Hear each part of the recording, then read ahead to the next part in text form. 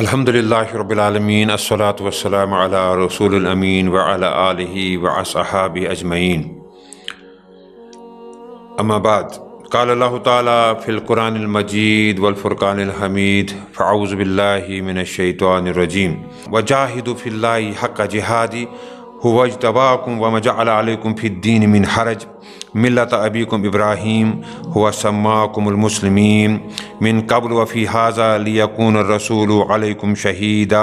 وتکونوا شہداء علی الناس فاقیموا الصلاۃ وآتوا الزکاۃ واعتصموا باللہ هو مولاکم فنعم المولا ونعم النصیر صدق اللہ مولانا عظیم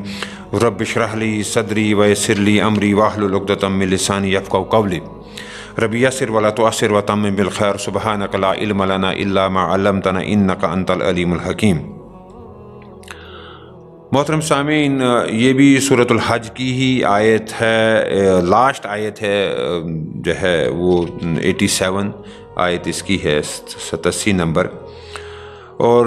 بڑی ہی مشہور و معروف آیت ہے۔ اکثر آپ نے اس کا درس سنا ہوگا، اس پر خطیب حضرات بھی بات کرتے ہیں۔ یہاں پر کچھ خاص چیزوں کے بارے میں ذکر کیا گیا ہے اور مختصراً کچھ چیزیں میں آپ کے سامنے عرض کروں گا۔ یہ آیت کا جو مفہوم ہے، اللہ تعالیٰ فرماتے ہیں کہ اللہ کی راہ میں جہاد کرو جیسا کہ جہاد کرنے کا حق ہے، اس نے تمہیں اپنے کام کے لیے چن لیا ہے اور دین میں تم پر کوئی تنگی نہیں رکھی۔ قائم ہو جاؤ اپنے باپ ابراہیم کی ملت پر، اللہ نے پہلے بھی تمہارا نام مسلم رکھا تھا اور اس قرآن میں بھی تمہارا یہی نام ہے، تاکہ رسول تم پر گواہ ہو اور تم لوگوں پر۔ پس نماز قائم کرو، زکوٰۃ دو اور اللہ سے وابستہ ہو جاؤ، وہ ہے تمہارا مولا، بہت ہی اچھا ہے وہ مولا اور بہت ہی اچھا ہے وہ مددگار۔ دیکھیں، یہاں سب سے پہلے جو بات اس آیت میں اللہ تعالیٰ نے فرمائی ہے وہ ہے کہ وجاہدوا فی اللہ حق جہادہ، اللہ کی راہ میں جہاد کرو جیسے کہ جہاد کرنے کا حق ہے۔ اب جب بھی جہاد کا لفظ ہمارے میں آتا ہے تو ہم اس کو قتال کے ساتھ جو ہے نا وہ کیا کہتے ہیں وہ مکس کر لیتے ہیں۔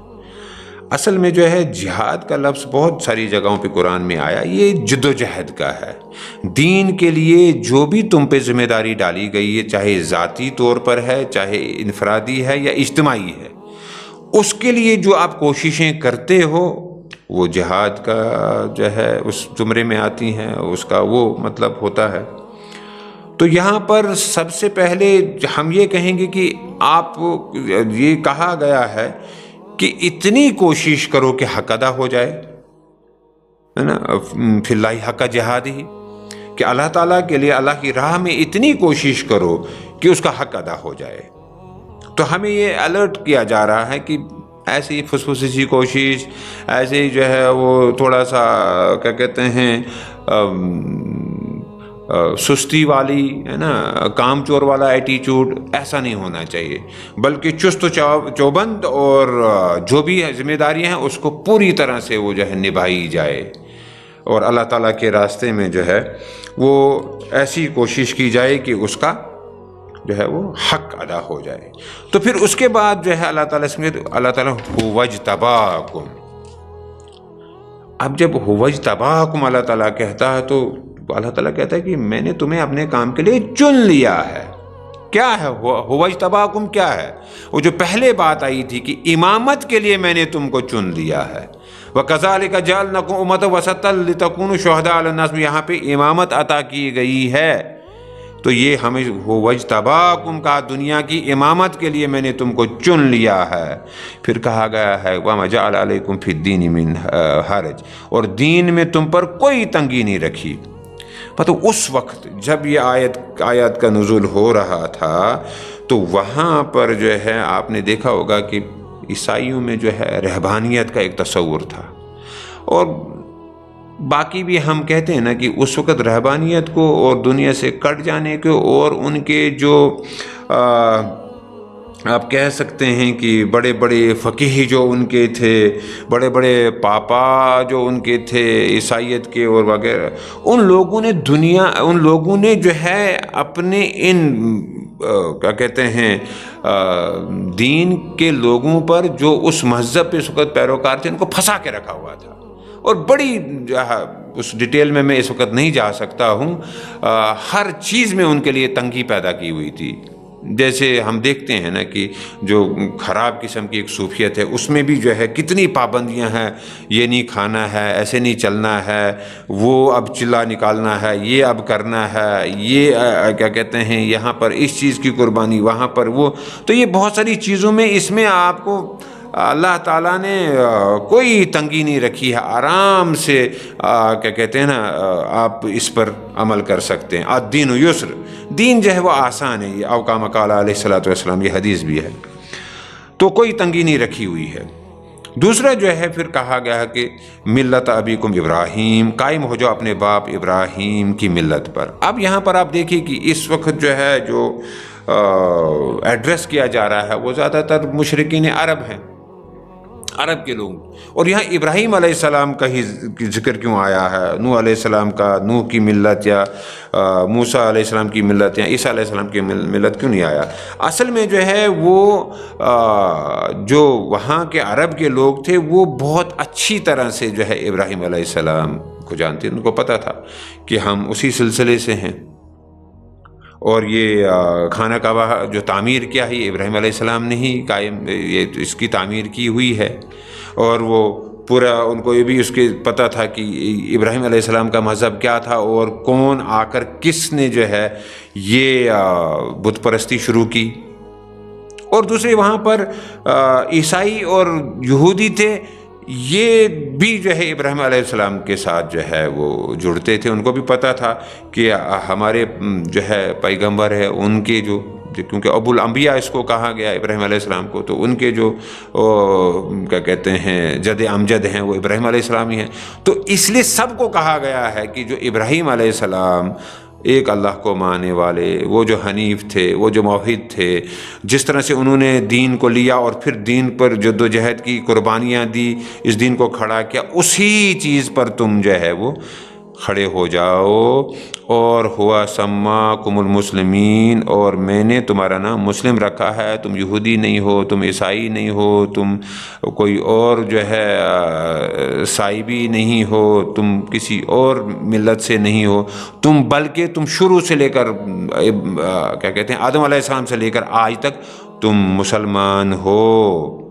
ہوا سماکم المسلمین قبل وفی ھذا، پہلے بھی تھے اور آج بھی یہی نام، جیسے آج ہم مختلف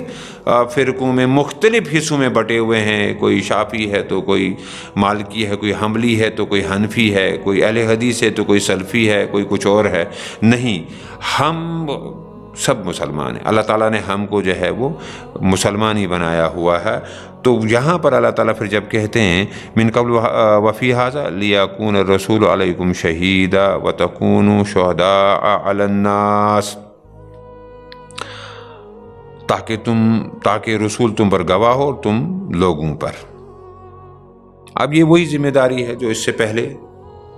گواہی کا مطلب ہی ہے کہ اللہ تعالیٰ کے دین کی گواہی دینا، جو ہم پر ذمہ داری ڈالی گئی ہے کہ یہ دین کی دعوت ہم نے پوری دنیا پہ پھیلانی جو ہے، یہ ہم پر ذمہ داری۔ کار رسالت جو ہے وہ تا قیامت تک جاری رہے گا، کار نبوت جو ہے ختم ہو چکا ہے، تو ہمیں کہا گیا ہے کہ شاہد، گواہی دینے والا، شہداء علی الناس، پوری دنیا کے لوگوں پر گواہی دینے کے لیے تیار ہو جاؤ۔ اور پھر جو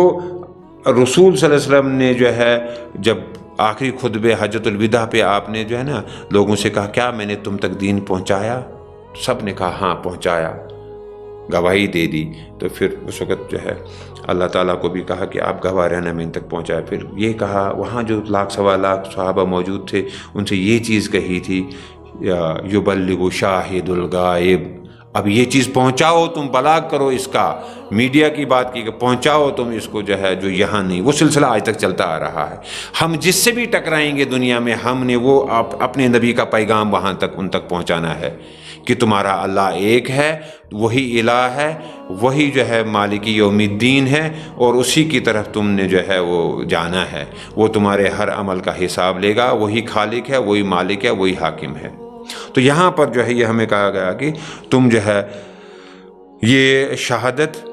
کی ذمہ داری تمہاری ہے۔ پھر کہا کہ تمہارا کام کیا ہے، جو پچھلی آیت میں نے کہا تھا، جو نیک صالح بندے ہوتے ہیں اور جن کو اللہ اقتدار بھی اگر دنیا میں دے گا تو یہاں پہ وہ جو ہے وہ کیا کریں گے، فاقیم الصلاۃ، نماز قائم کرے، وآتوا الزکاۃ واعتصموا باللہ، اور اللہ سے وابستہ ہو جاؤ، جڑ جاؤ اللہ تعالیٰ کے ساتھ۔ کیوں اللہ تعالیٰ کے ساتھ مکمل اللہ تعالیٰ کے فنا فی اللہ ہو جاؤ، بالکل جڑ جاؤ، کیونکہ ہوا مولاکم، وہ ہے تمہارا مولا، بہت ہی اچھا مولا ہے۔ فنعم المولا ونعم النصیر، وہ مولا اور بہت ہی اچھا ہے وہ مددگار، کیونکہ اس کے بغیر تمہارا کوئی بھی مددگار نہیں ہو سکتا ہے، وہی مددگار ہے، اسی کو تم نے پکارنا، اسی سے مدد لینا، اسی سے جڑنا ہے۔ اس سے جڑو گے تو تمہیں دنیا اور آخرت کی ہر طرح کی کامیابی جو ہے وہ نصیب ہوگی۔ اللہ تعالیٰ سے دعا ہے کہ اللہ تعالیٰ نے جس طرح سے یہاں ہمیں چن لیا ہے، ایک تو اللہ تعالیٰ ہمیں توفیق دے کہ ہم ویسی جدوجہد کریں جس سے جدوجہد کا حق ادا ہو، پھر جو امامت ہمیں دی گئی ہے اس کا حق ادا ہم کریں، اور پھر تمام خرافات سے ہم بچیں۔ ملت ابراہیم پر جو ہے قائم ہونے کی جو بات ہے اس میں بھی اللہ تعالیٰ ہماری مدد فرمائے، اور جو شہادت کا ہم پر ذمہ داری ہے وہ بھی اللہ تعالیٰ ادا کرنے کی توفیق دے۔ ہمیں اللہ تعالیٰ نماز قائم کرنے والا، زکوٰۃ دینے والا اور اس سے جڑنے والا بنائے۔ آمین یا رب العالمین۔ وآخر دعوانا ان الحمد للہ رب العالمین۔